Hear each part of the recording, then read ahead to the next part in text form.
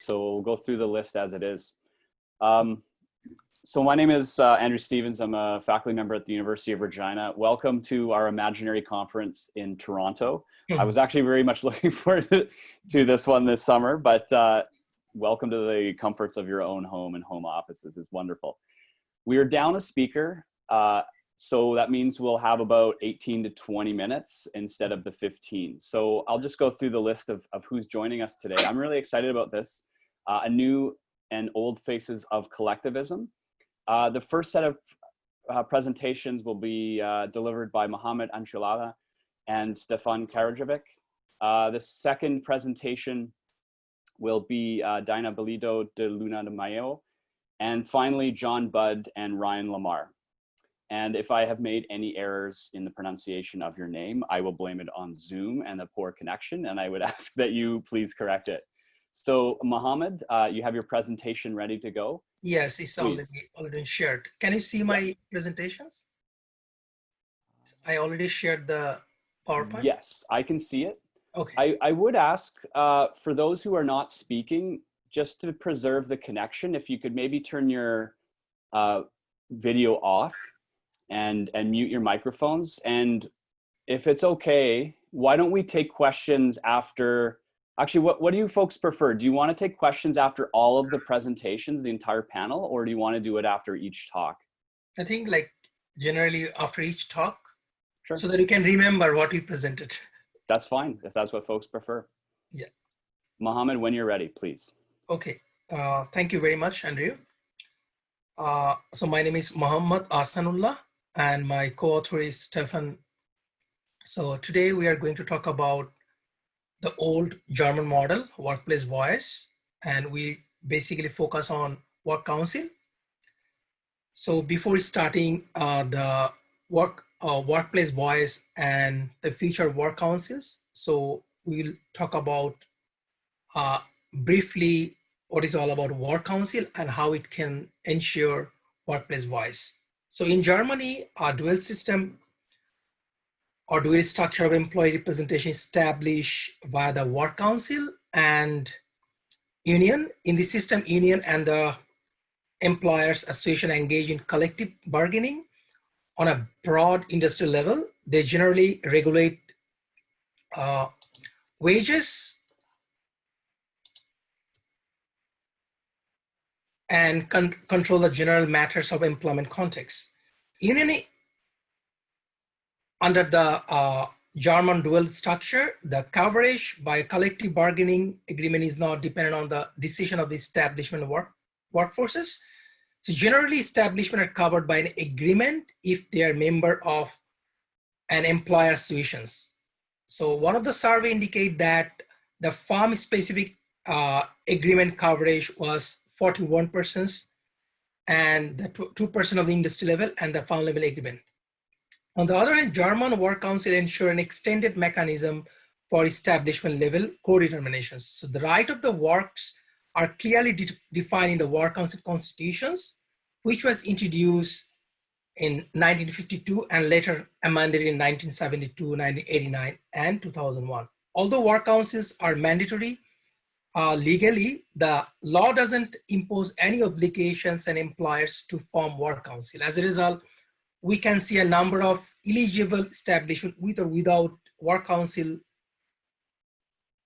as work council must be elected by a secret vote by employees in German establishment with at least 5 employees. So the present scenario of work council is very low in firms with 5 to 20 employees, like only 9.1%, while 91.7% mostly in large organization, which has like 500 to more workers. So we can say that work council mostly exists in large organizations. So it is defined institutionalized bodies for representative communications between a single employer and the employee single plan or enterprise. And it is defined as an alternative form of work representation that meets the requirement of equity and efficiency.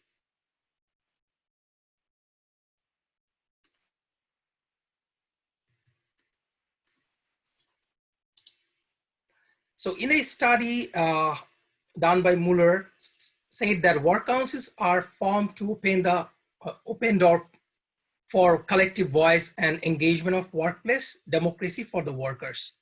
So according to Gomes, work council, it can be defined as voice, as the ability to employ to have meaningful input into workplace decision, both for individually and collectively. So the argument is that it is very important to argue that what extent German model of non-union worker representations through work councils are successful at establishing individual and collective voice in the workplace. So in this paper, we actually argue that how far work council as a non-union worker representation ensure broad level workplace voice. So it is important to argue that based on the recent research that a work council may not only have a voice role, but also have a substantial positive effect on employment growth. Moreover, through the statutory voice channels, we not only protect individuals, workers from unfair pressure from managers, but also discourage optimistic actions by individual workers that might be harmful to co-workers and the working relationship between employees, representations, and the managers. So therefore, it is very important to argue as to what extent the German model of non-union co-worker representation through work councils is successful at ensuring individuals and collective level voice. In this case, we argue that work councils actually helps to improve communications between management and workers, and the presence of work council may also be able to ensure the longer term commitment of workers and the managements. Moreover, through the statutory voice channels, we not only protect individuals, workers from unfair pressure from the managers as well. So what is the current trend in the industry system in Germany? So at the end of 90s, an economically highly successful industry relations model which enable a functional integration society and economic competitiveness meet the pressures of immense fundamental changes. So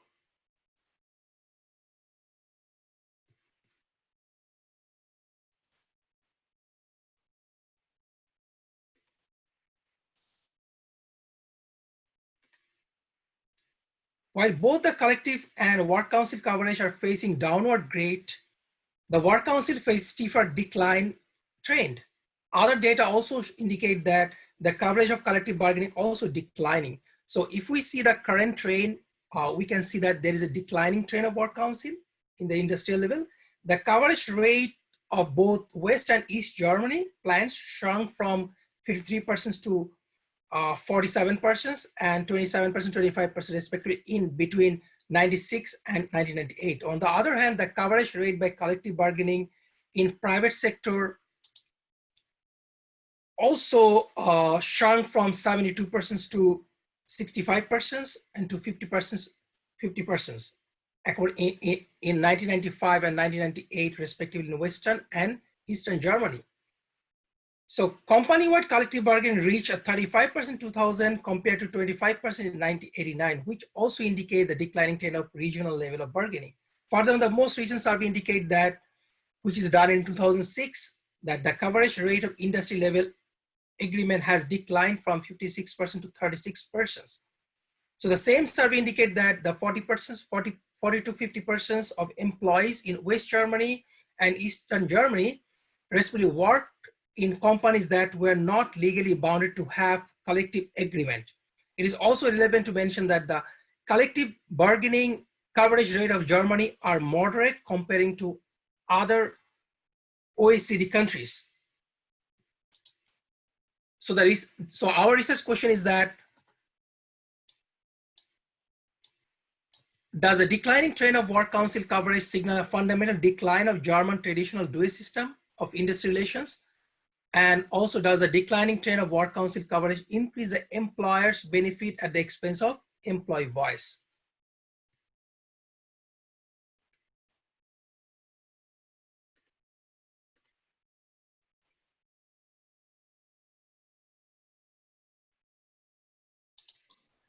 So, so there are some forces that can shape work councils in Germany.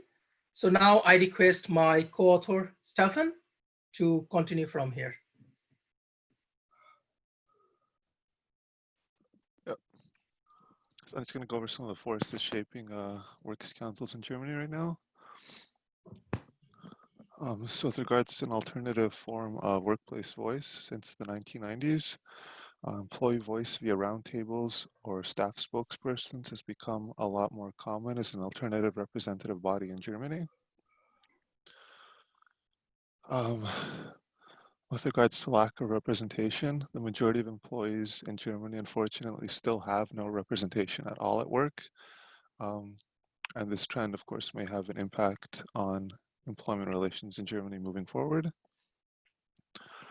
The decentralization of collective bargaining in Germany is the result of a drop in sectoral collective bargaining, or a drop in sectoral union density, and a shift towards more single employer bargaining. And so Germany has traditionally done bargaining at the sectoral level. Labor market liberalization has also been another trend. There has been a pronounced deterioration in workers' rights and a reduction in employment benefits. And these all point towards the German government moving towards labor market liberalization. And as far as the presence of union goes, union density in Germany has been steadily dropping, and it is currently lower than the Western European average. Now moving on to the evidence of works councils on firm performance. So works councils are a classic example of collective voice that helps convey worker preferences to management. However, some research has shown that works councils have a negative effect on firm performance in sectors with high union density. Researchers suggest that works councils present an adversarial effect on productivity and profitability by limiting managerial discourse. Thus, it can be argued that high union density jeopardizes the positive effects of works councils on firm performance, such that it brings into question whether these should be coexisting or not. And there's anything else here?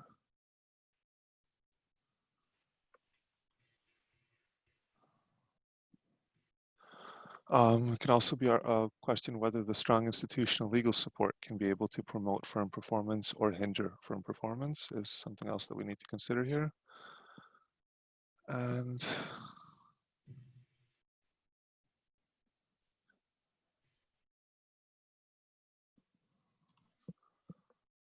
yeah, just to conclude here now, just for a brief discussion.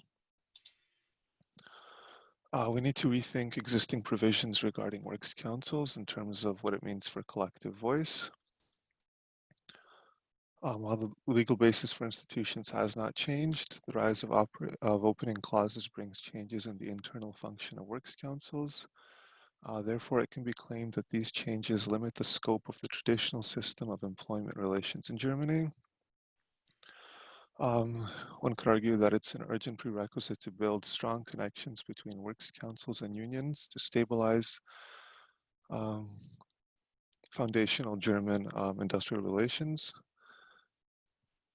Many individual employers and employer associations currently regard works councils as being too costly and thus as affecting the competitiveness of German companies.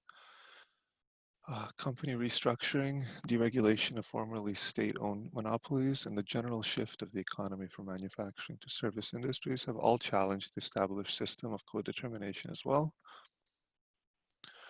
Therefore, we need to consider this fact, the fact that works councils alone cannot ensure collective voice, because voice through unions can still promote or ensure efficiency by persuading management to improve coordination and implement human resources policies more fairly and professionally. And that's it. We open the floor to any questions anyone might have.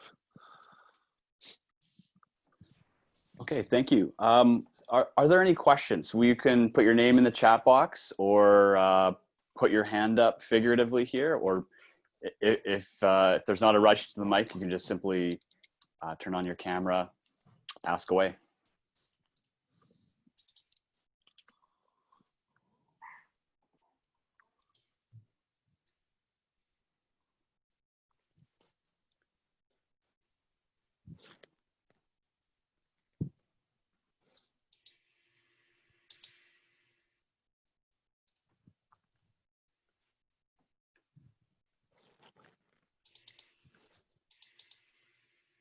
I don't see any questions, but I do have my own. I'm wondering if the presenters could comment on how this model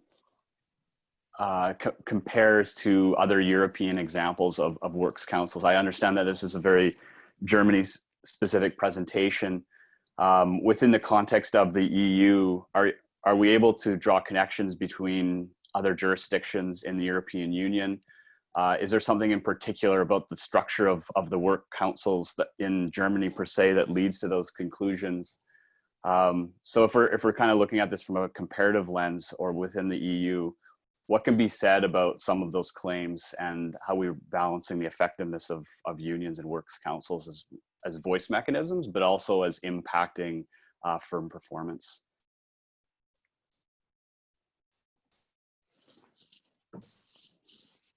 Stefan, will you say, or should I make comments? I guess one comment I can make, and you can add on to that, Ahsan, is that works councils generally tend to be more prevalent in Germany than elsewhere in Europe. Union density is higher in most other Western European countries, and elements of using unions for collective voice for both at the sectoral level and using unions to negotiate with governments and is a lot more prevalent in other Western European countries than Germany, where the shift has been more towards this works council based mode of voice. And what we were basically looking at was how effective this might be in a context where it is most prevalent. If you want to add to that, Ahsan. Yeah, like, in terms of voice, like historically work council is mostly prevalent in Germany, but as a like specific, like few legislation have been changed, which actually pressurizing, employees to shift from the work council as a forms of representations to other forms of representations. For example, like in 2000, I think 2016 or 15, Germany have new provision of like minimum wages. So minimum wage legislation actually couldn't pressure on from the state level. So before 2016, there was no minimum wage legislation in Germany. So most of the case workers prefer to, like encounter with the employers in terms of their own representations. Although work council is not kind of obligatory that employers should have work council, but it is a kind of representation of the employees in terms of voice.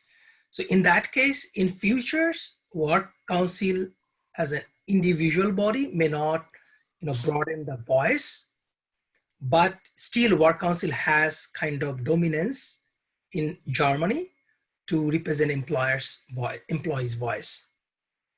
But as comparing to the other European countries, work council may not have that kind of strong kind of representations to effectively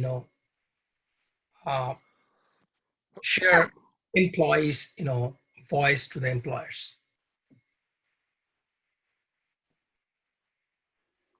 Great, thank you. I don't see any other questions. We can certainly come back to this at the very end, along with maybe a question for all of the panelists. So I would just like to thank the presenters. Our next presentation will be De-collectivizing strategies in Chile. Yes, hello. So, I'm going to start my screen share. There we go. Can you all see it? Yeah? Yes. Yes. Okay, great. Let me just, okay, I'll start. Okay, so thank you for having me in this session on new and old faces of collectivism. I'm going to be presenting on this topic of de-collectivizing strategies in Chile. My name is Daina Bellido de Luna. It's a very Spanish name, so I don't blame you, Andrew, for mispronouncing it. It's very difficult. It's very difficult. Okay, so for an introduction, one of the major obstacles that trade unions face in the workplace are actually de-collectivizing strategies and practices from their employers. The aim of such practices is actually to reduce the power and the influence of trade unions in the workplace. So the literature has mentioned how de-collectivizing strategies actually tend to be different in different institutional contexts and settings and economies. So therefore, it's interesting to understand and see that actually de-collectivizing strategies can take different forms in different contexts. So I figure, well, actually, I can present the Chilean context because Chile is actually can be an interesting case to analyze, being recognized as one of the strongest liberal market economies in the South American region. And therefore, with that as a background information, I thought, well, my research questions are there any de-collectivizing strategies in Chilean workplaces? And if any, what forms and shapes do these de-collectivizing strategies take in Chile? And maybe attempt an explanation at why are we seeing these practices? So a bit of contextualization of the research, because I understand Chile is a very, very distant country. In terms of industrial relations, like I mentioned, Chile is a liberal market economy. So it's the base of the system is the firm level bargaining. There's very, very limited sectoral and national level bargaining. And in that regards, there's individualized IR. It's pretty much the norm. And employers tend to have this unitary perspective of industrial relations where actually workplace conflict should be and must be minimized. So that in regards, like broadly speaking, to industrial relations. In terms of human resources, what we see is actually high work pressures exerted upon line managers to achieve the goals of the companies. Jobs are actually characterized by having low levels of autonomy, control, and empowerment. And pretty much the expected values that employees have are subordination, loyalty, and obedience. A couple of additional features that I wanted to share with you, again, just so that you can picture Chile as a country is, it's actually a politically and economically stable country. As many countries in the region, there's growing precarization, and the organizational culture tends to be very paternalistic and authoritarian in that regard. So just to give you a bit of a theoretical framework for the analysis, I actually tried to do a more descriptive analysis in that sense, and I found that these two models were actually useful for that description. So the first one was Gall and McKay's, which was very, very, was broad in that sense, and because of that, it was easier for me to use it. And they just actually categorize the management policies and strategies into union suppression and union substitution. And then to go into more in-depth analysis, I also used Pitt's model, because he actually has a more, like I mentioned, deep model of de-collectivizing strategies. So I just a background information, I use those two models to analyze all the practices. In terms of the research methodology, it was qualitative, so I used case study comparison, semi-structured interviews. I interviewed HR managers, trade union officials, government officials, and then I analyzed the interviews using thematic analysis. So I had 3 case studies, and pretty much, again, just a brief overview of what the case studies are. They are 3 case studies, all from the food manufacturing industry. They were all multinational companies, so they had over 1,000 employees. The trade union membership of all the 3 were above the Chilean average, which is, Chilean has a trade union membership of 16%. So they were all above average, and it's actually very interesting how case study C is like 75% unionized. The number of trade unions in the workplace, again, due to Chile's characteristics that allows a multiplicity of unions in the workplace. So in case study A, we see that they had 6 unions in the workplace, and case study B, we had 3, and in case study C, there were 2 trade unions actually. And they were not affiliated to any federation, sectoral organization, or any national level confederation or anything like that. Only one trade union from case study C was actually affiliated to a sectoral, a national level confederation. So what did I find, which was very, very interesting in that sense, because again, I don't want to bore you with all the detail, but using Golem McKay's framework to analyze the practices, all the 3 cases, even though they were kind of similar, but they were also different in the detail, the employers were using suppression strategies and substitution strategies to de-unionize the workplace, to avoid the power of the union and the presence of the union. So for instance, we see in case study A, B, and C, they were all using the minimum services, which is actually a part of the Chilean legislation. And that's what another interesting thing that I found while doing this research, that many and most of the de-collectivizing strategies that employers use are actually anchored in the Chilean labor legislation. So it's almost like the state allowing the employer to use and implement these de-collectivizing strategies. Which maybe should not be that impressive, because it is a liberal market economy, but it was interesting to see it like in reality being implemented in a workplace. There were also substitution strategies, for instance, the extension of collectively bargained benefits to non-union members. Again, it was used in all the 3 case studies. Now, I included this table. I don't expect you to read and understand everything, because for time's sake, I don't want to bore you with this, but this is just a visual to let you know, to understand that, again, all of the using Pete's model as a template and analyzing the interviews, I could see that all of these boxes of strategies and practices, it was filled with the data from the interviews. So for instance, in case study A, one of the things that the employer was implementing was actually their own participation and communication mechanisms to speak directly to the workers and bypass the trade unions, for instance. In case study B, they were actually doing dismissal of union members. There were like threats of lockouts. Case study B was actually like the case for de-collectivizing strategies. And case study C in that sense was actually a less predominant de-collectivizing strategies, but they were also there. So it was more indirect in that sense. So in this regard, what did I found? There was actually a prolific use of de-collectivizing strategies, both direct and indirect, in all the 3 cases. And it was so far-reaching that the employers had their own brand of de-collectivizing strategies anchored in the legislation, making almost legislation work for them to actually keep workplaces free from unions, or actually avoid the power of the unions. Now, if I wanted to attempt an explanation as to why was this the case, actually, well, we see that different employer de-collectivizing strategies may be anchored in maybe how trade unions interacted with management. For instance, if trade unions were more collaborative or they were more confrontational, the employer would implement one or another de-collectivizing strategy.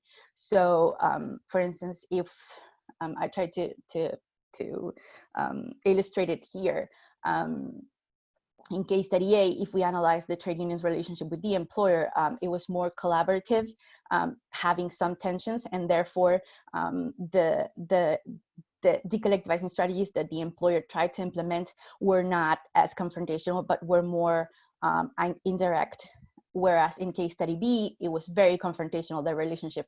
So was the de-collectivizing strategy that the employers tried to implement.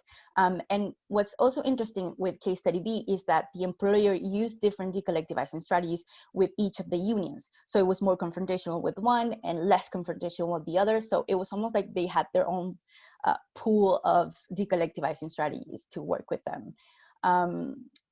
It were also explained, the collectivization was also explained by the preferences or ideologies that the management were having. So if their style was like pluralist or unitarist, that would also make a difference in the decollectivization strategy that they were going to use. What was most important was the available labor legislation. So they were all using laws that they were in the labor legislation to actually decollectivize the workplace, which made it more interesting in my opinion. And the characteristics of the company were also interesting, and I argue that they also played a role in it. Was that actually ownership had like a buffing effect on the decollectivization strategies, because case study A and B, who had the most decollectivization strategies, were Chilean owned, whereas case study C was owned by a foreign multinational, and they didn't have that much decollectivization strategies implemented, but they did had some, so it wasn't that far-reaching, it wasn't that different. And the other thing that was key, I think, was the perception of union capabilities and the legitimacy of the unions. So if the employer perceived the union as weak or as strong, they would use a different decollectivizing strategies. So in this regard, in case study A, the union was perceived as being strong because they could mobilize workers into a strike. So again, the decollectivizing strategy that they were implementing for case study A and B, it wasn't as confrontational, it wasn't as far-reaching, but it was more indirect. So all of those things played a part in which of the strategies the employer would use to lessen the influence of the unions in the workplace. So in that regards, I'll just go to the conclusions. There was overall an ideological opposition to the unions, despite many state-led reforms and on labor legislation, which has been very controversial in Chile as well. The majority of these practices were actually normalized to the point that they could be invisible to the trade unionists. The trade unionists they didn't assimilate that those practices were actually decollectivization or anti-union. And in that sense, using typologies can simplify a little bit a complex process as decollectivization, but it was actually useful for me to have those models and to be able to say, well, yeah, this is a decollectivizing strategy or this is not. And in that sense, well, actually, talking about trade union revitalization, actually, I argue and I say that it should be analyzed considering these employer strategies that actually keep trade unions busy with having to deal with these strategies and also having to deal with revitalization tasks. So yeah, that's pretty much my presentation.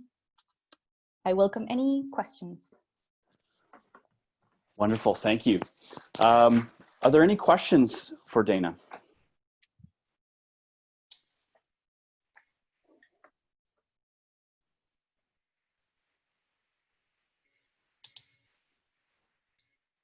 No one. They're all shy this morning. Exactly. I think it's Zoom. Trust me. This is my class all semester. I know. I know. No one wants to speak. Well, seeing none, I'll ask a question. I really enjoyed the presentation. I like the case study approach. I'm curious about what the legislation allows and some of the nuances of decollectivization. So I would interpret that as just simply anti-unionism through various means. Yeah. Right? You didn't use that word, which is interesting. So, and I think that's actually quite impactful. What does the legislation allow? And does this lead to actually, in the Canadian language would be decertification? Is it that severe, or is it simply weakening the influence of unions, but allowing them to exist, but really being more or less subservient to, you know, a unitarian approach of management. I started sharing again because I wanted to show this clip here, which contains many of, all of this are actually in the Chilean legislation. This is like a special one. It's called multi-root, where the company actually divides itself into smaller companies. And this is like allowed by the legislation. That's why it was so interesting to analyze all of this, having bargaining groups that compete with the trade unions as well, having minimum services, the extension of minutes. This is all anchored in the legislation. And it's, like I mentioned, it's interesting because all of this, the case studies all were unionized and had 6 unions, 2 unions. So it's not like the employer doesn't they have to bargain with unions.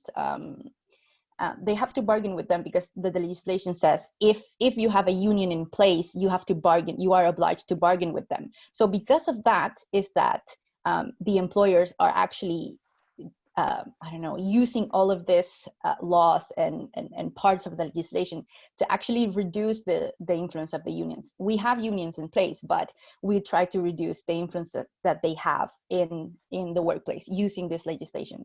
And it's actually one of the debates of the academics here in Chile of actually, yes, we've had many far-reaching reforms, labor reforms, but they're all it's almost like there's a reform to make it better, but they make it worse. So even though we're having center-left governments, they keep introducing this almost like employer-friendly legislation. And that's why I didn't want to use the word anti-union, because it's almost like it's not anti-union. They allow the unions in the workplace, but they use this sophisticated strategies, if you will, to reduce the influence of the unions in the workplace. So that's why I didn't want to use the word anti-union, because it's almost like they allow for the unions to be in place, but using these strategies to reduce the influence of their unions. I have one questions. Yeah. Like you have done around 69 interview, right? Yeah. Right. So when so in the process of interviewing, what kind of challenges that you have faced? So when you conduct the interview, because you have done interview with the workers who are member of the union, right? Yeah. So with the union's officials as well.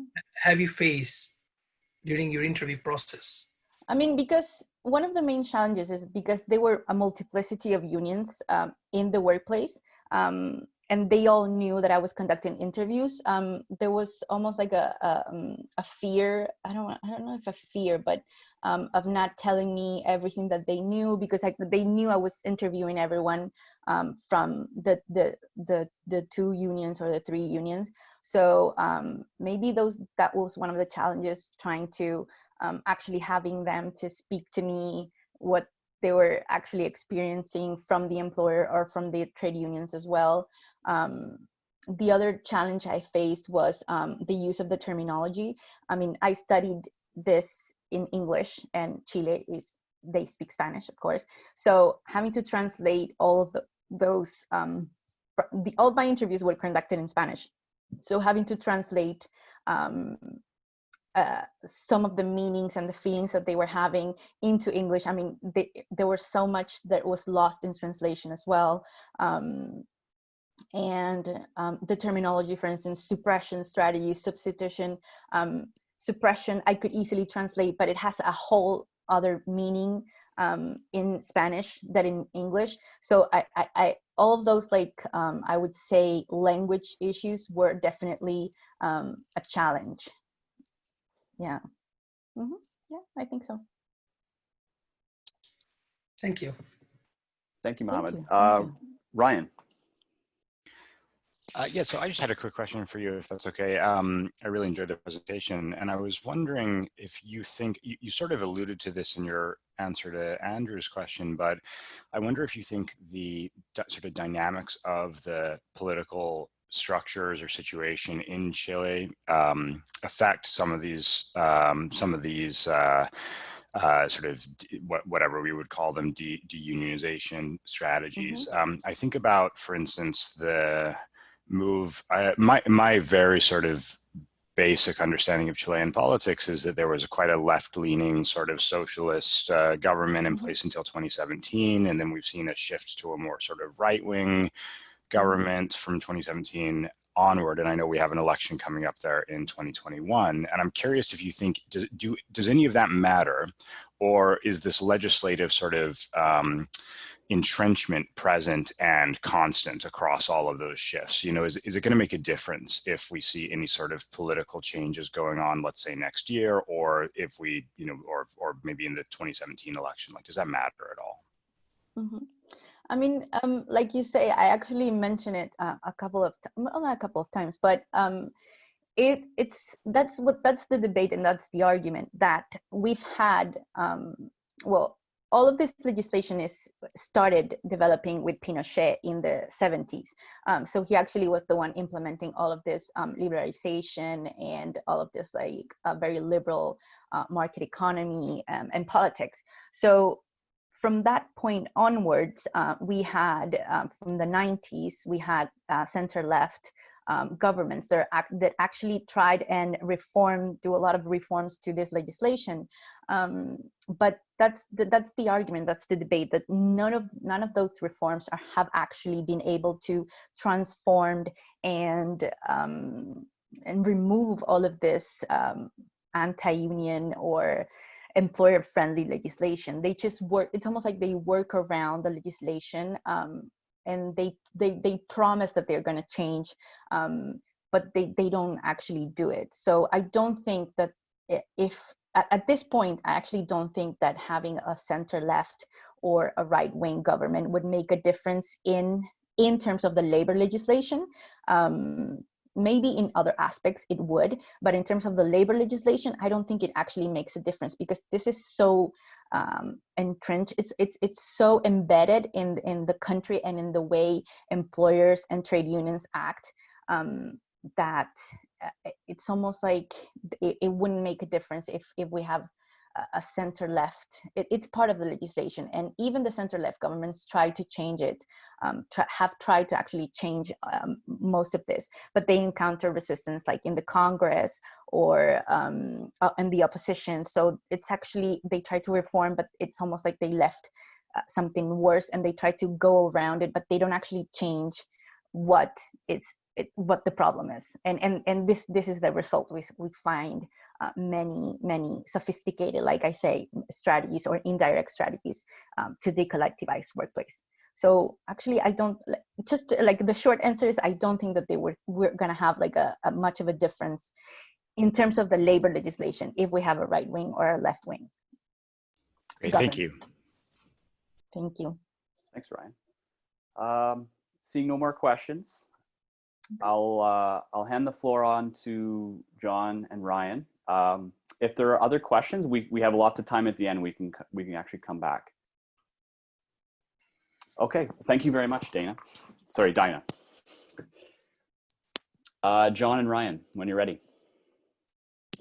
Okay, I'm going to handle the presentation, and then depending on the difficulty of the questions, as the old conference jokes go, maybe I'll hand off to Ryan.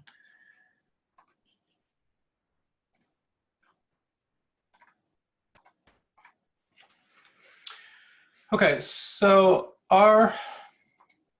sorry, get organized here.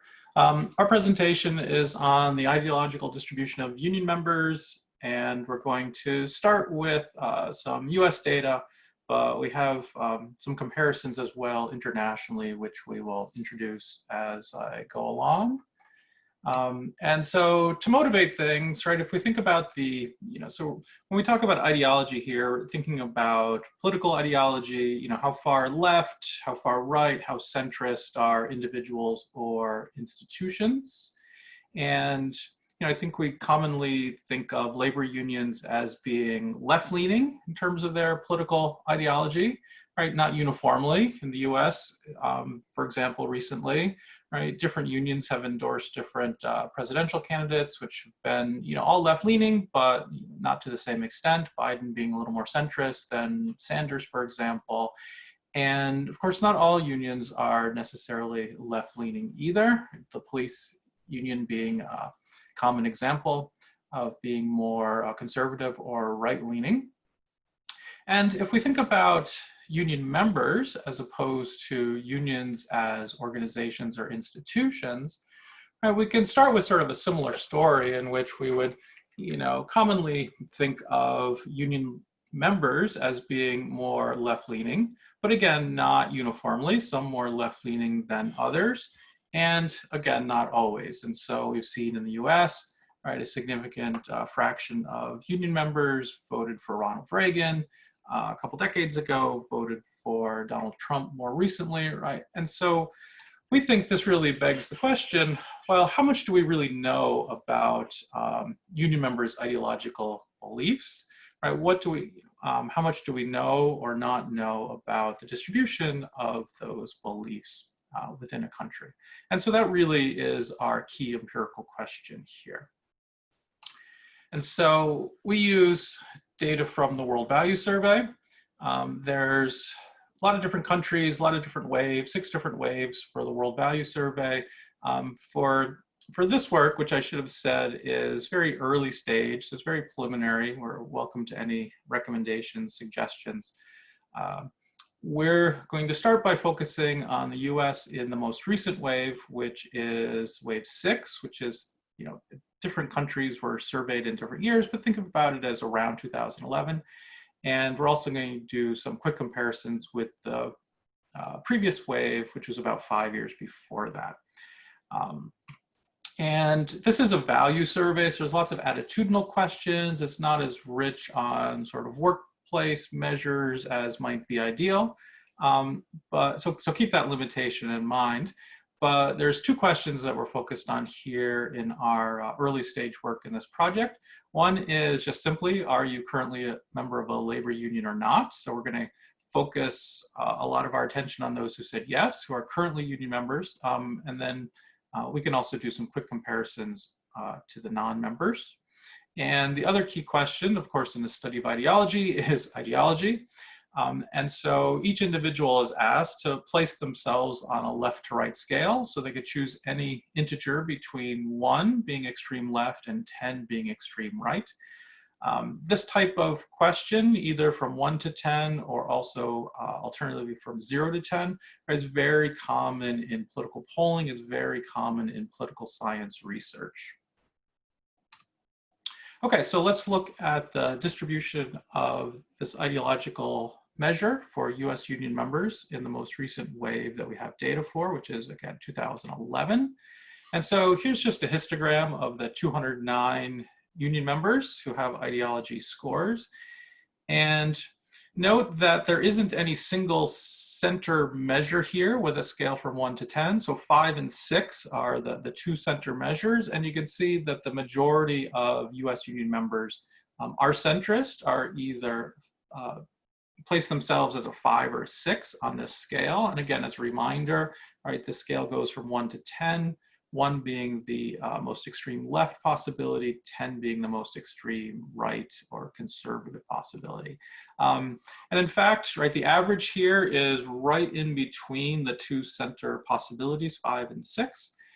And so, we see this as really implying a heavily centrist orientation towards union member ideology in the United States. And, right, we need to be, right, the other thing to notice here is that, okay, of those who aren't centrist, it's not that everybody else is on the left. In fact, there is the same number of people sort of at the 3 rightmost values as there are at the 3 leftmost values. So it's not that there's a number of people, union members who are centrist, and then everybody else or most of the people are then left-leaning, right? Really in each end of the distribution, it also continues sort of this even approach, if you will. right? So if we have sort of naive prior expectations that the labor movement in terms of individuals they represent are going to tend to be more left-leaning, right? We don't see evidence that that's the case. It's really more a centrist orientation and sort of equal representation across the full political scale in terms of, just as many people being extreme right as being extreme left. And in some respects then, it looks like union members in the United States in terms of their ideology are really losing, not precisely, but to a large extent, sort of a microcosm of the broader ideological distribution of workers in the country. So the shaded green bars here represent the ideology of union members in the United States, and the black bars are non-union.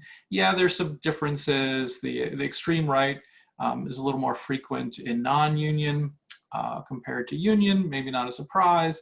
Right, so there's some differences, but there's nothing that really jumps out at us as saying, sort of screaming out that the union member ideology distribution is very different from non-union. Okay, so for some international comparisons, we also looked at all of the countries in wave 6 that asked the two key questions we're focusing on and had at least some non-trivial number of union members. And so these are the 21 countries that we could look at based on these criteria. And so again, this is the same histogram among union members ideology. The part of the scale that is facing you right now are the low numbers, 1, 2, 3. So remember, this is the left-leaning part of the distribution. And notice the diversity of countries here. They're really all corners of the globe. There's African countries, Asian, Oceania, the US, some Western Europeans, some Central European countries. So it's quite a diverse set of countries. And you can see, again, we're looking at the left part of the distribution, and there are some countries like Brazil, for example, Ghana, that have a significant fraction of union members that rate themselves as pretty extreme to the left. But you can see that the biggest bars there for a lot of the countries are in the center of the distribution. And I'm going to put this in motion so you can see the distributions. And so now we're spinning around, you can see more the middle again, and a lot of centrist orientations across quite a diverse representation of countries.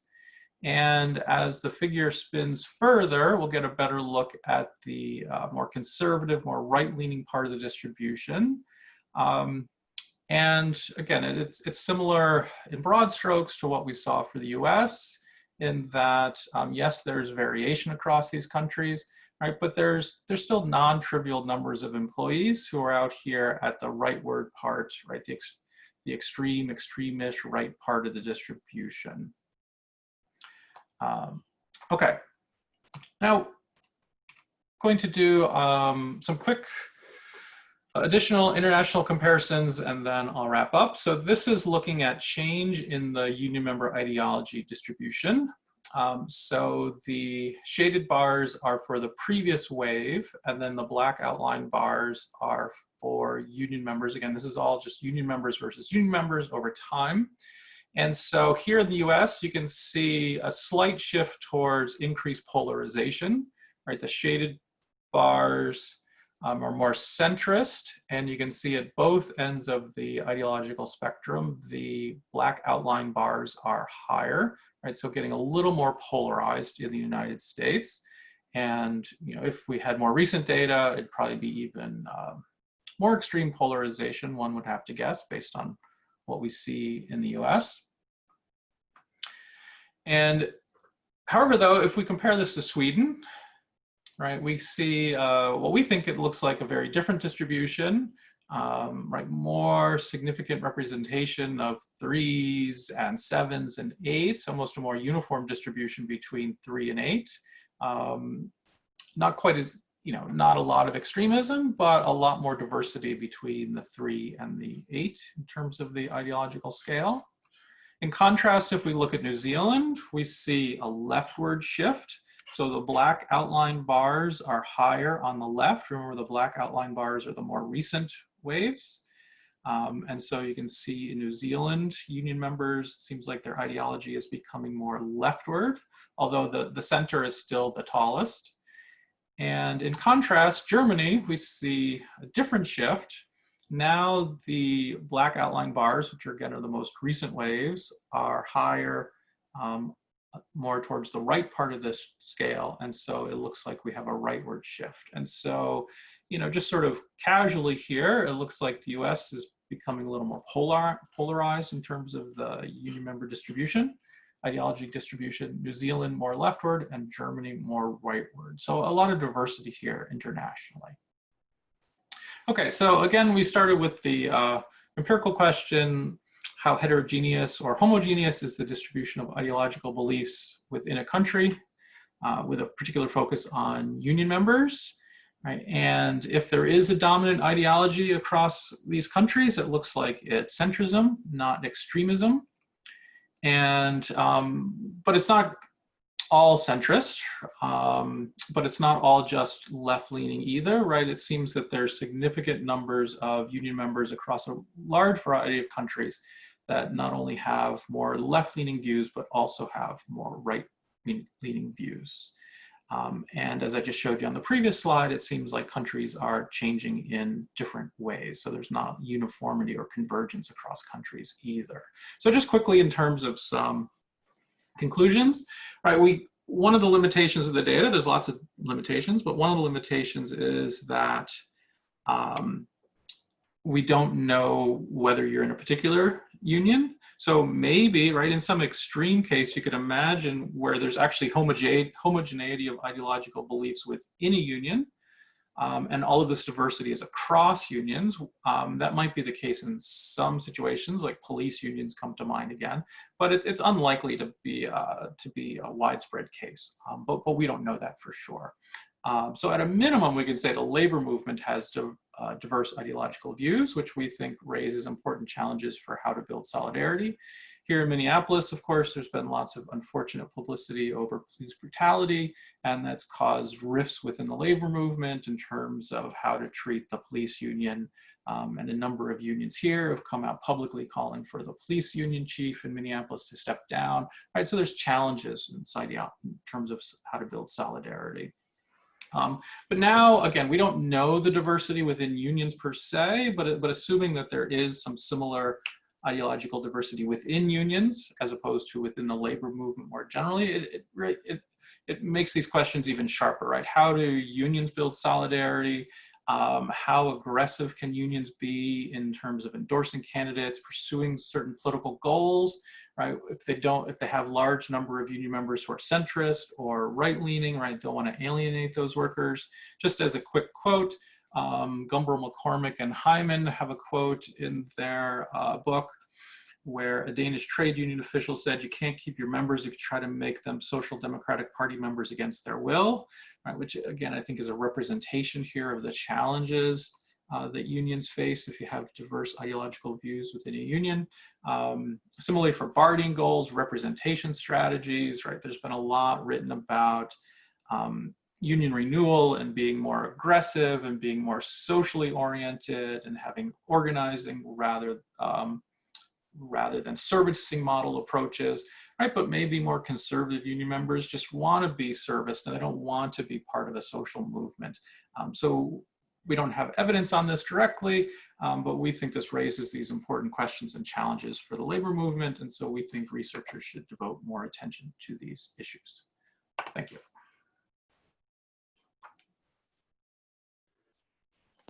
Thank you very much. Who'd like to take a first crack at the questions? I have a question. Stefan. So first I just want to say I loved your use of graphs. I thought that was wonderful. Thanks. But my question is, were your questions measuring economic ideology only or a combination of political and social ideology?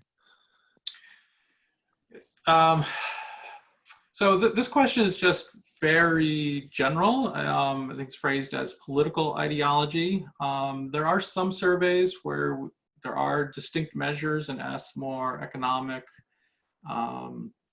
as distinct from social. This is more of a broader general measure. I can't remember, maybe Ryan does, whether the World Value Survey breaks that down or whether that's more the European Social Survey. But for the results I presented here, just think of it as political ideology, however that's interpreted by each individual. Mm-hmm. Okay, thank you. I have my own questions here. I really like the presentation, and there's a lot that's coming from this. My first question is, can you theorize as to why we're seeing union members assume these kind of ideological positions? Is it a reflection of the society, or is there also a role played by unions in actually shaping that? And then secondly, what does this mean, not just for building solidarity, but for actual political mobilization? So for instance, in New Zealand, what that graph suggests to me is that unions can actually identify a leftward tendency in the membership and actually be more involved in left-wing politics. So I'm just asking really if you could theorize as to what would determine those political positions, and second, what kind of political mobilization do you foresee coming from these trends? Sure.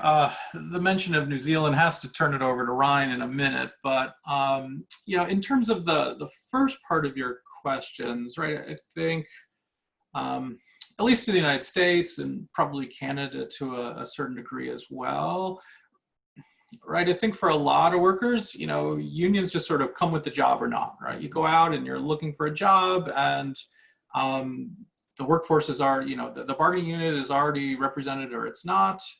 And maybe that fits into your calculations. For a lot of people, I'm sort of speculating here, but based more anecdotally, I don't know that a lot of people aren't necessarily choosing a job based on union representation or not. It just sort of comes with the territory. And so to the extent that workplaces have a diverse set of ideological views that are just sort of a microcosm of the local population, right? I guess probably not surprising that we would see that in terms of union representation, right? It might be very different in Germany, for example, right, where the dynamics of what determines whether you're a union member are much different.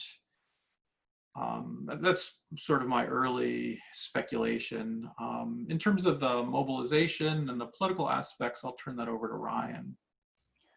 Yeah, thanks for the really great question. And it's tough because there's a lot of debate within political science about what actually drives ideology. And I think that's sort of the key sort of question here that will determine the theoretical expectations. If you believe that ideology forms at the individual union member level, and that ideology can be then potentially changed or shaped by or responded to by the union or by some sort of elite in a society, then you might expect that unions will look at a leftward shift among their members in a place like New Zealand, and they might say, well, we need to then respond to that. We need to adjust our strategies to respond to the left-leaning shift. The alternative explanation, though, is that the union members themselves are already responding to things that are going on in the country. So some elite Q comes in, you get a really, in the New Zealand case, let's say, you get a really, and this wouldn't apply for the time period we're looking at, but you get a really strong charismatic leader, someone who everyone really looks up to. That leader sends out specific cues to union members about certain attitudes that person is going to have, and the union members then respond to the ideological shift of the leadership. So I think that understanding mobilization and how you can mobilize members depends on how you view the formation of ideology and the stability of ideology. So that's a really sort of deep, it's a deep question for political scientists, I think, to weigh. Is it just purely an elite cues story, or is it a story that these members actually have their own ideological positions that are independent of these elites and that you can then harness them? So that's a sort of a cop-out in some ways for me to answer it like that, because, it's sort of, it could be this or it could be that, right? But I think such is the difficulty in trying to theorize some of these things from a political perspective. Thanks again for the question. I have one question, Ryan. So can you hear me, Ryan? Yes, I can. Okay. So my question is that I know that your questionnaire is kind bit of left wing and right wing. There is 10 questions, 1 to 10. But my question is, did you like think about like any kind of like when you are developing the background of your research, right? So have you thought about that historical background of those union and the union members? So how historical background of the union movement actually might affect the members' political ideology? So have you thought about that kind of dimensions? I can take this one if you want, John, and then you can jump in. So no, we didn't. We aren't able to capture the short answer is no, because it would be great to be able to look within different types of unions in a country. You know, thinking about in the U.S. context, looking at the sort of historical positions and political ideological positions of unions like police unions or firefighter unions versus maybe more sort of ostensibly progressive unions like SEIU or something like that. I would imagine that ideological membership bases are going to be very different. Unfortunately, we can speak only to the simple question, which is, are you a union member or not, as opposed to the historical sort of antecedents of the ideology of the union itself. John, I don't know if you had any other thoughts that you wanted to say on that. No, and not to sort of put all of our weaknesses on the table unprompted, but yeah, I mean, you know, we're finding the World Value Survey very provocative and teasing in terms of what it starts to reveal. But as I noted during the presentation, right, it's really an attitudinal survey rather, you know, and so it's sort of thin on the types of things that we would like to see on the workplace. So not only do we have no information on specific unions, which is pretty common in sort of cross-sectional research. I mean, we're even struggling to get sort of a decent measure of occupation, never mind even what union you belong to. So, you know, so we'd like to think we're just sort of scratching the surface, but the surface is pretty thin here. And not to just sort of blame the data, maybe, you know, if we do more with this, the European Social Survey might allow us to dig in a little bit more, not on specific unions, but in other ways. Thank you. Yeah, thanks for the question. Any other questions for John and Ryan? Yes, I have a question here.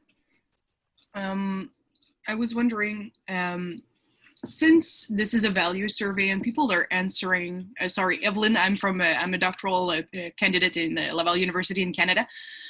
So I was wondering, what do you consider to be the really added value of comparing these results? Because, for example, if we're talking about what is considered the center in the United States, it's going to be extremely different simply from Canada, which is right next to it. And from these center, or what is left and what is right in all those countries, vary a lot. Maybe they might be more similar in Europe, but you know, it varies a lot. So what is the really big added value that you consider that we could, for example, build on, or something, what we can take from this, you know, because of those big differences? I'm happy to go, but John, do you want to start? Okay, you can start. So it's a really great point, and point very well taken, and a good question. So, you know, the way that I think about it is, if you're asked about your ideological position within your country, there are a couple of things that we can do with that. The first is you're being asked your preference given your own context, your own circumstances, right? And so, you know, if you call yourself centrist, you're defining yourself as centrist, holding constant any of the sort of environmental conditions or differences in environmental conditions between your country and another country. So you're saying, you know, knowing what my country's history is, or what my country's sort of particular political economy is, or what have you, I'm still defining myself as being in the middle given those constraints, right? So I think there's value in understanding that centrism is being defined sort of relatively consistently across all of these countries, no matter how far to the sort of left or right any individual country might be in comparison with another. The real advantage as well that I think you can get is looking then within countries at these shifts that are occurring. So even if Germany is, you know, a more sort of leftist country on sort of you could argue Germany or New Zealand or whatever are more left-leaning ideologically than the US, if you look at changes within those countries in how members are viewing themselves, that tells a story, I think, in terms of the differences within a country. You know, New Zealand may be sort of farther to the left than the US, but if their members are moving farther left than they were previously, that's again holding constant the ideological difference between the two. So that would be my answer. But John, I don't know if you wanted to jump in. Yeah. The only thing I would add is then I think, you know, within a country, the dynamics then are similar as well in that, right, so this tension between sort of political movements on the left and, you know, trying to lead more progressive reforms or whatever against, you know, a government that's more right-leaning, right? So, you know, and so if the unions are on the left trying to mobilize, but their union members have diverse ideologies, right? So even if like the whole ideological distribution in Germany is shifted to the left relative to the US, right, within that ideological system, right, you still have that same dynamics. And so, yeah, I think you're exactly right that we don't want to say, okay, well, look at the distribution of US versus Germany and, you know, they're the same, right? But if we look at it within a country, I think those dynamics are the same, even though in some global scale, they might be sort of distributions at different points.